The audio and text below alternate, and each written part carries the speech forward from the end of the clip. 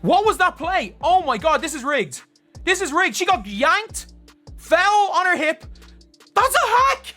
That's a hack. That's a hack. Oh my god, they hacked the one upon her and they hacked Caitlin Clark. They are both hacks. If you think this is just another sports scandal, wake up. Think this is just a sports controversy, think again. This isn't a scandal, it's a ticking time bomb buried inside the WNBA. Caitlin Clark didn't just get fouled. She got targeted, and her injury, that was no fluke. Caitlin Clark, the superstar everyone's watching, the player who single-handedly turned a league nobody cared about into a must-watch spectacle, didn't just get hurt by accident.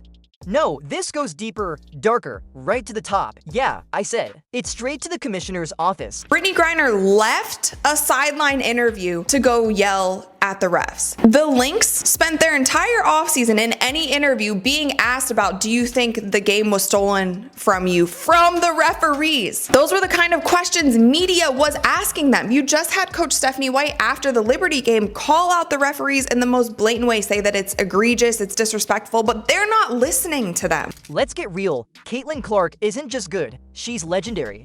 She packed arenas, broke TV ratings, and had jerseys selling faster than iPhones on Black Friday.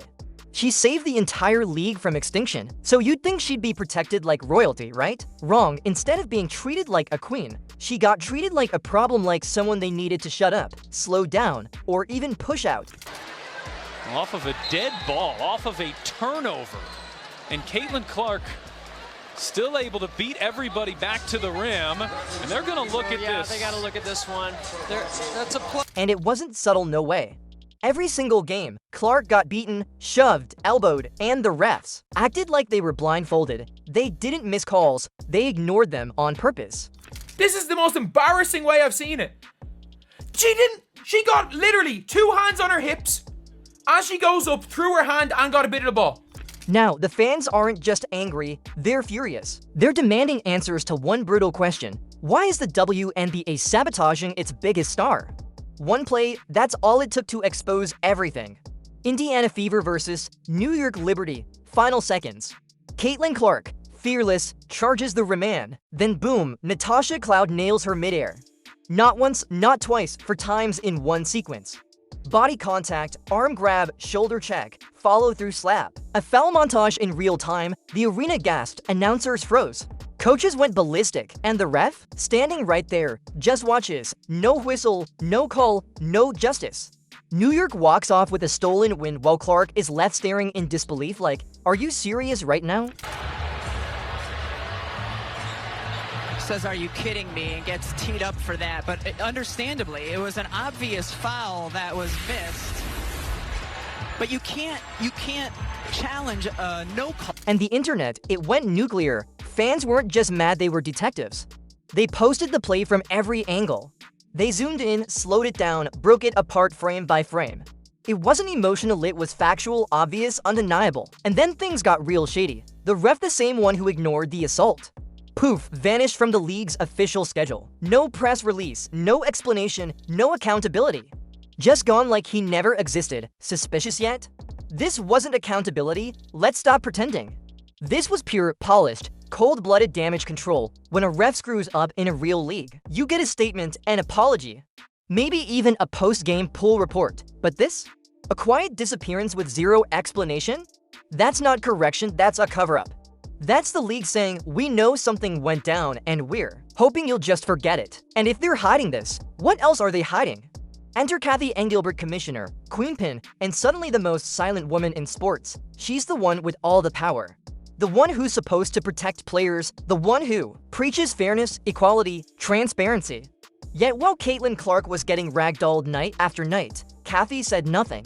Not one word, not a tweet, not a statement, nothing. Why? Because maybe the truth is even uglier than the silence. Clark didn't just outperform everyone, she outshined Engelbert herself. One rookie season. That's all it took for Clark to do more for the WNBA than Engelbert did in 4 years. That shift in spotlight, threatening, embarrassing, and maybe unacceptable. So what do power structures do when someone new rises too fast? They cut them down.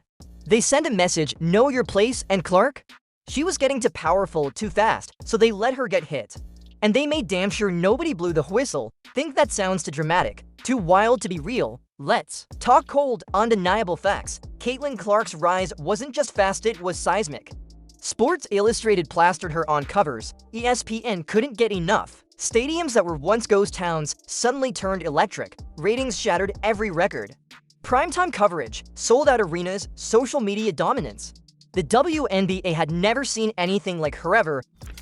Yeah, we just got to get, we got to get the guys that we practice against to continue to beat the shit out of us, right? To be physical and to make things difficult for us. And, we've got to be able to handle that. This was supposed to be a dream come true for the league, a once-in-a-generation superstar landing in your lap. But instead of celebrating it, instead of building the league around her, Cathy Engelbert's WNBA started looking resentful, defensive, threatened. Fans began sensing the change. The tension, the cold shoulder, whispers from players, subtle digs in interviews. It wasn't just sports, it was politics.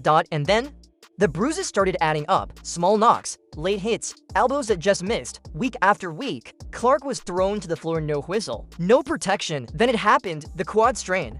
The one that took her out. No one gasped. No one was shocked. Because fans had seen this coming from a mile away. It didn't feel like bad luck. It didn't feel like coincidence, it felt calculated, like the league let it happen, and the silence afterward?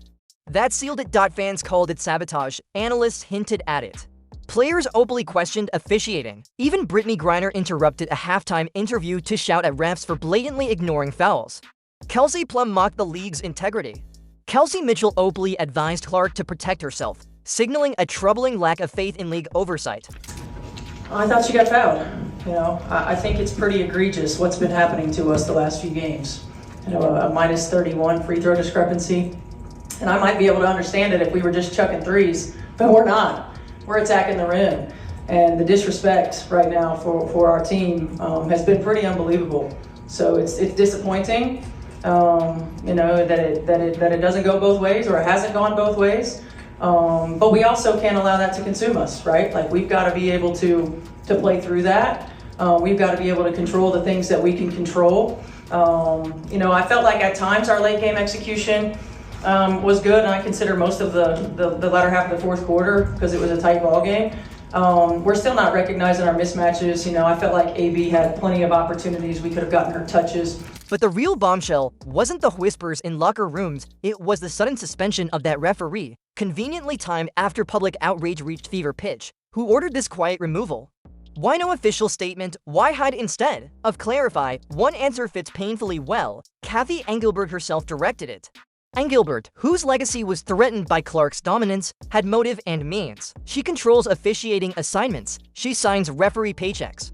And suddenly, a ref at the center of controversy disappears quietly. It's textbook scapegoating. Engelbert's silence, the referee's quiet suspension, Clark's injury, it aligns too neatly to be coincidence. This isn't conspiracy, it's logical deduction. This isn't just fans being dramatic, it's fans being awake to reality. Let's call it exactly what it is. Sabotage from the top. Consider the timing again. Clark rose fast, too fast for a league used to gradual progress. Engelbert saw her league slipping from her fingers, overshadowed by a rookie who delivered more in a month than Engelbert had in years. Sponsors called for Clark. Fans cheered. For Clark, TV cameras followed Clark, not Engelbert. Control was slipping away, and Engelbert needed a way to reclaim it. She needed Clark humbled, slowed down, reminded of her place. But how to do that without public backlash? You turn the other cheek on physical play. You allow referees to let them play, ignoring fouls that would have stopped games had they been against anyone else. And if a star player gets injured? Even better, Engelbert could claim plausible deniability. It was rough play, unfortunate luck, just the nature of the game. But fans didn't buy it. They saw the clips, read between lines, recognized intentional negligence. And now the ref's quiet suspension is Engelbert's final mistake. Her silence speaks louder than any press release ever could. By quietly removing the official without explanation, Engelbert inadvertently confirmed suspicions. It looks like guilt, smells like cover-up, feels like panic. But Engelbert underestimated the backlash. She expected fans would move on, but instead, they're digging deeper. Social media detectives analyze footage. Journalists question quietly removed referees. Former officials anonymously confirm pressure from league offices. Even veteran analysts Charles Barkley and Stephen A. Smith openly demanded answers. They called Engelbert's silence a disgrace, accusing her league of abandoning their biggest star. Yet still, Engelbert remains silent. Why? Because acknowledging the scandal means admitting guilt. Admitting guilt means accountability. Accountability could cost Engelbert her job, but silence? Silence allows doubt, ambiguity, room for plausible deniability, except fans aren't fooled. Anymore, silence doesn't protect Engelbert, it implicates her. It confirms something rotten at the league's highest levels. It proves the WNBA isn't just failing its players, it's actively undermining them. So now, the questions grow louder. Impossible to ignore. Was Caitlin Clark deliberately targeted? Did referees intentionally ignore blatant fouls? Was the quietly suspended official paid off, sacrificed to protect someone higher? Most importantly, was Cathy Engelbert behind it all? Engelbert built her reputation on transparency and accountability. Yet now, when the WNBA faces its biggest crisis ever, she's nowhere. She's silent, hidden, hoping outrage fades, but it won't. Caitlin Clark deserves better. Fans deserve better, integrity demands better. The league can't hide behind suspended referees and quiet removals anymore. Engelbert must answer for Clark's injury, for officiating negligence, for the shadowy decisions that now threaten the WNBA's entire credibility. This isn't about sports anymore, it's about truth, trust, and transparency. Cathy Engelbert promised to protect players. Instead, she allowed possibly even orchestrated abuse against the league's brightest star. Now, she's running from accountability. We won't let her. The question isn't whether Engelbert knew, the question is how deeply involved she was. Fans demand answers, players deserve justice, and the truth must come out. Caitlin Clark's injury wasn't the end, it was the beginning, a trigger revealing corruption hiding just beneath the surface. The referee's quiet suspension isn't resolution, it's a desperate attempt at damage control. Cathy Engelbert's silence isn't dignity, it's panic. If you care about fairness, integrity, accountability, then demand answers. Like, subscribe, comment, spread this message until Engelbert can no longer hide. The WNBA deserves better. Caitlin Clark deserves better. You deserve better. Cathy Engelbert owes everyone answers. And until we get them, this firestorm is only just beginning.